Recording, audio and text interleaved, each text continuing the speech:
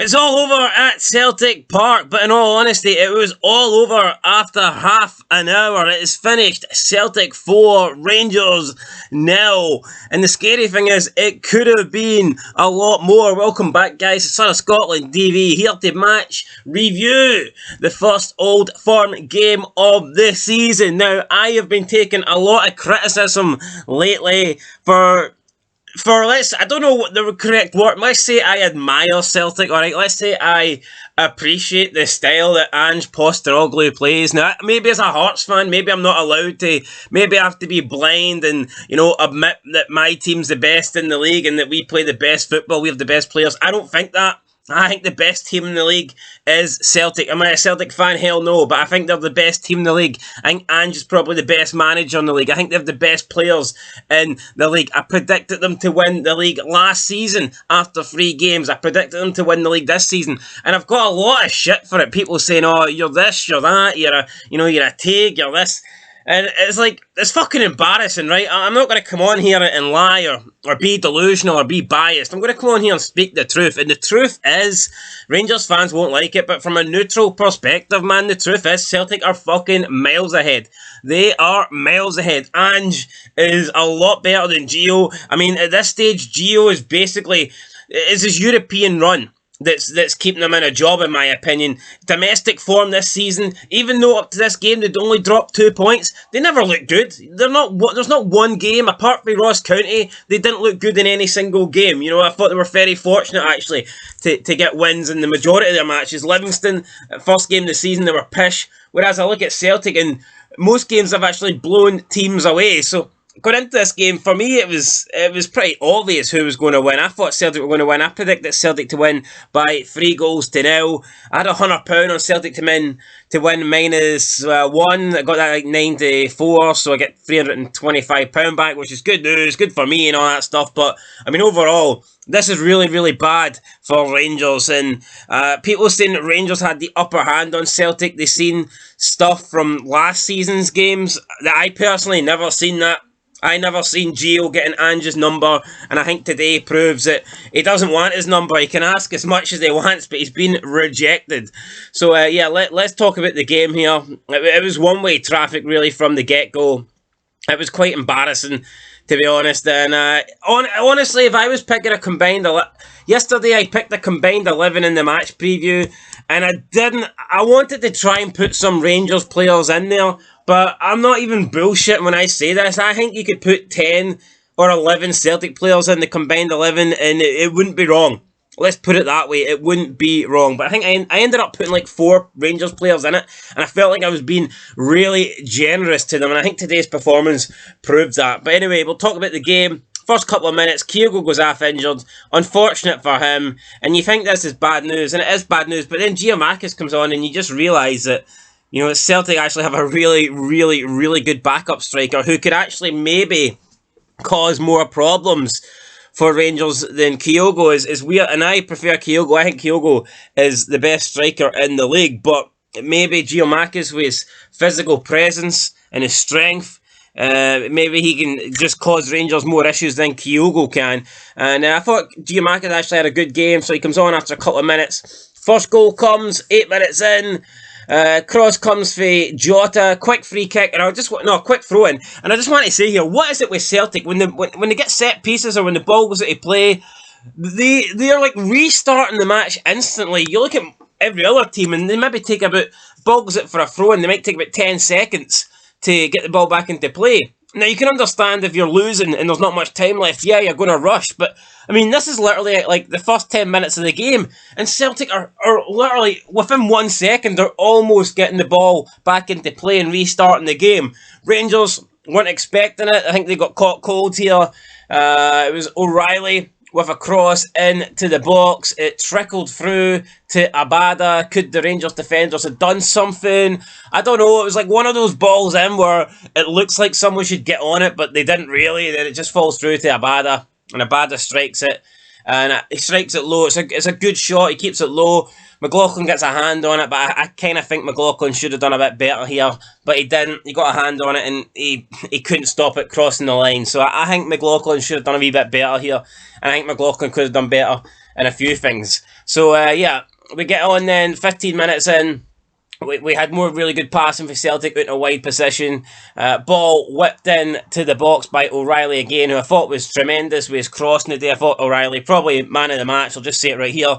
Crossed the ball in to Giamakis. Giamakis goes for like a glancing header, and I think he just about misses the ball altogether. But this was a really good chance. He probably should have scored it. And, funnily enough, we had a chance opposite up the field for this, for Rangers, and it was Barisic who crossed it in, and it was similar to the one that Giamakis missed.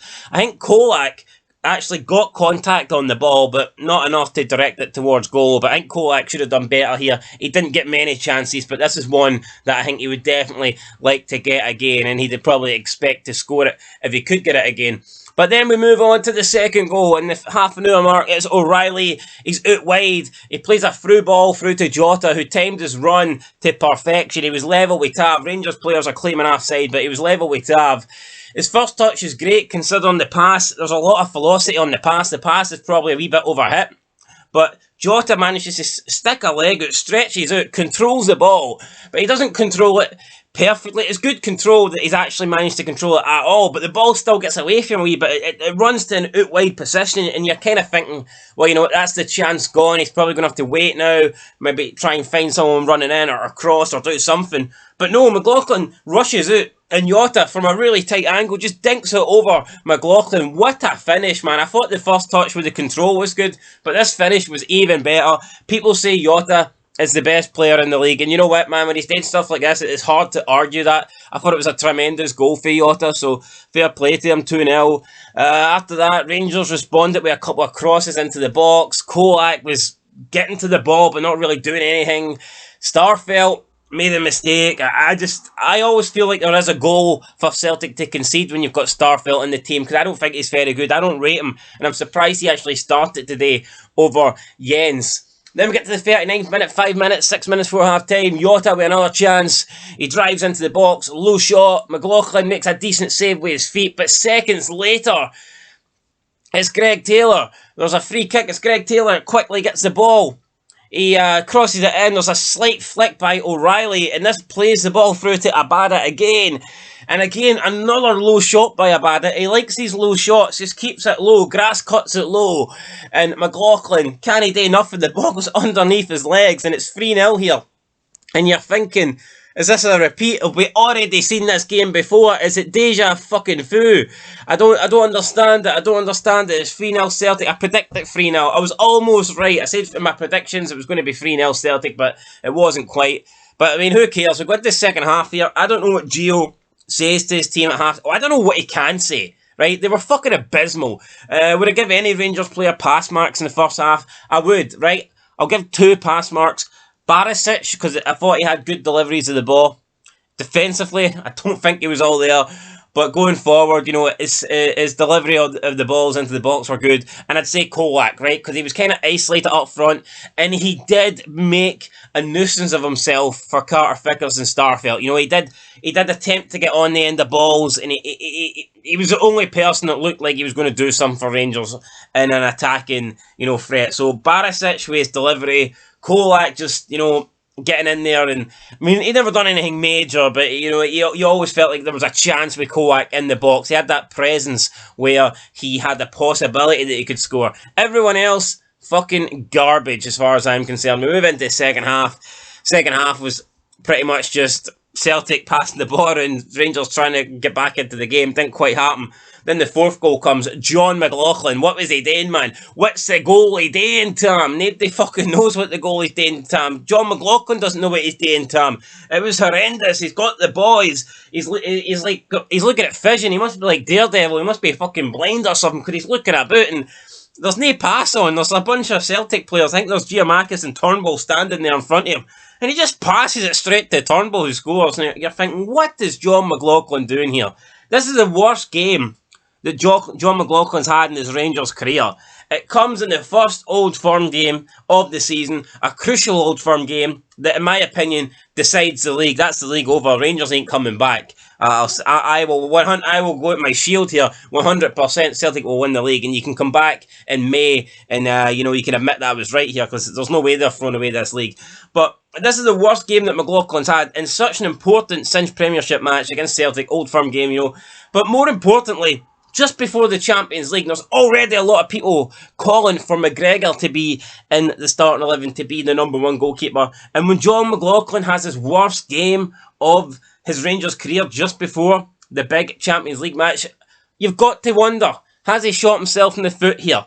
Has he potentially lost his goalkeeping position? I wouldn't be surprised if McGregor starts on Wednesday night against Ajax. We then had a Celtic penalty claim. It wasn't a penalty. Sands handballs it, but it was definitely not a penalty. I mean, he's trying to clear the ball. It bounces off the ground and comes up and hits his arm. Not a lot he can do about it. This would have been a bit of a joke of a penalty if it was given. Then we get into the last 5 minutes. You know what? Rangers did have some chances, but it was like set pieces, just whipping the ball into the box, but nothing really came of it. And it finished Celtic 4, Rangers now.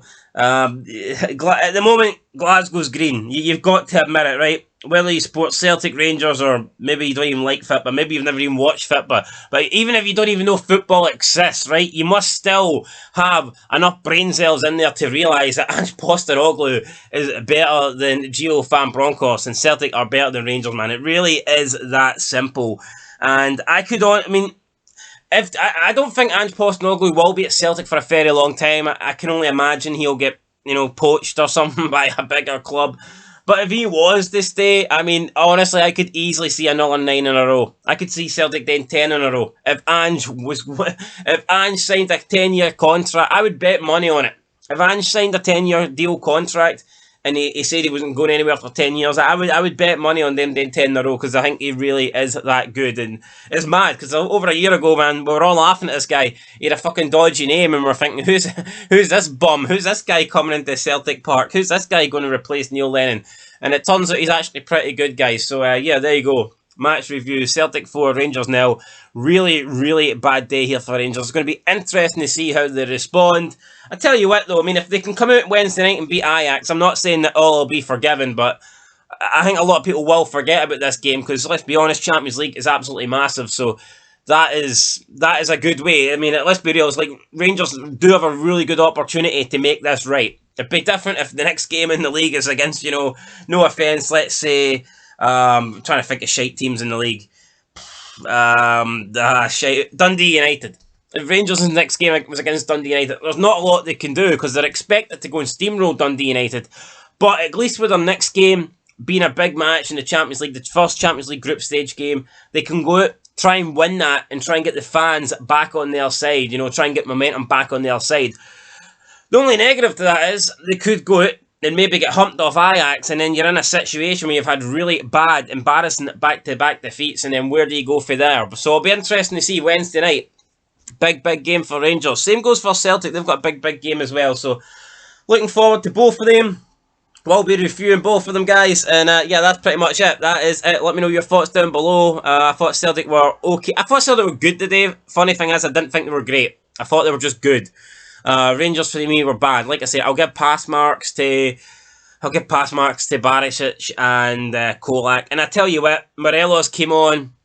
He tried, and he didn't do anything stupid. So, maybe I'll even give Morelos a pass mark as well. Everyone else I thought was fucking shite. So there you go. That's my thoughts, guys. Let us know what you think down below, and I'll catch you in the next one. But until then, peace.